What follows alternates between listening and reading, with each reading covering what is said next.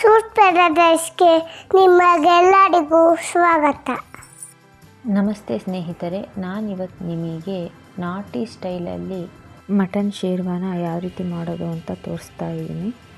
ಒಲೆಯ ಮೇಲೆ ಒಂದು ಕುಕ್ಕರ್ನ ಇಟ್ಟು ಅದಕ್ಕೆ 4 ಟೇಬಲ್ ಸ್ಪೂನ್ ಎಣ್ಣೆ ಹಾಗೂ ಅರ್ಧ ಈರುಳ್ಳಿ, 1 ಹಿಡಿಯಷ್ಟು ಮೆಂತ್ಯ ಸೊಪ್ಪು, 1 ಟೊಮೊಟೊನ ಹಾಕಿ ಚೆನ್ನಾಗಿ ಫ್ರೈ ಮಾಡ್ಕೊಳ್ಳಿ. ನಂತರ ಚೆನ್ನಾಗಿ ತೊಳೆದಿಟ್ಕೊಂಡಿರೋವಂಥ ಮಟನನ್ನು ಹಾಕ್ಬಿಟ್ಟು ಚೆನ್ನಾಗಿ ಫ್ರೈ ಮಾಡಿಕೊಂಡು ಅದಕ್ಕೆ 1 ಹಿಡಿಯಷ್ಟು ಉಪ್ಪು, 1/4 ಚಮಚ ಅರಿಶಿಣದ ಪುಡಿಯನ್ನು ಹಾಕಿ ಚೆನ್ನಾಗಿ ಬಾಡಿಸಿಕೊಳ್ಳಬೇಕು.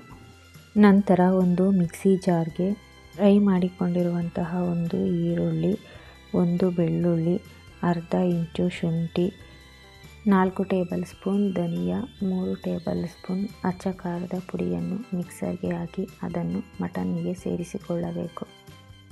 ನಂತರ ಚೆನ್ನಾಗಿ ಮಿಕ್ಸ್ ಮಾಡಿ ಮಟನ್ ಬೇಯಲು ಬೇಕಾಗುವಷ್ಟು ನೀರನ್ನು ಸೇರಿಸಿಕೊಂಡು ಒಂದು ಲಿಡ್ನ ಕ್ಲೋಸ್ ಮಾಡಿ 2 ರಿಂದ 3 ವಿಷಲ್ ಬೇಯಿಸಿಕೊಳ್ಳಬೇಕು. ಕುಕ್ಕರ್ ತಣ್ಣಗಾಗುವಷ್ಟರಲ್ಲಿ ಶೇರ್ವಾಗೆ ಮಸಾಲೆಯನ್ನು ರೆಡಿ ಮಾಡಿಕೊಳ್ಳೋಣ.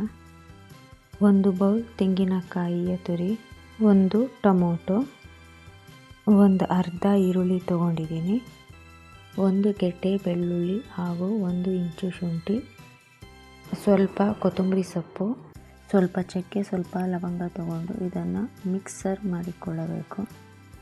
ನಂತರ ಬೇಯಿಸಿಕೊಂಡಂತಹ ಮಟನ್ನಿಗೆ ಈ ಮಸಾಲೆಯನ್ನು ಸೇರಿಸಿಕೊಳ್ಳಬೇಕು.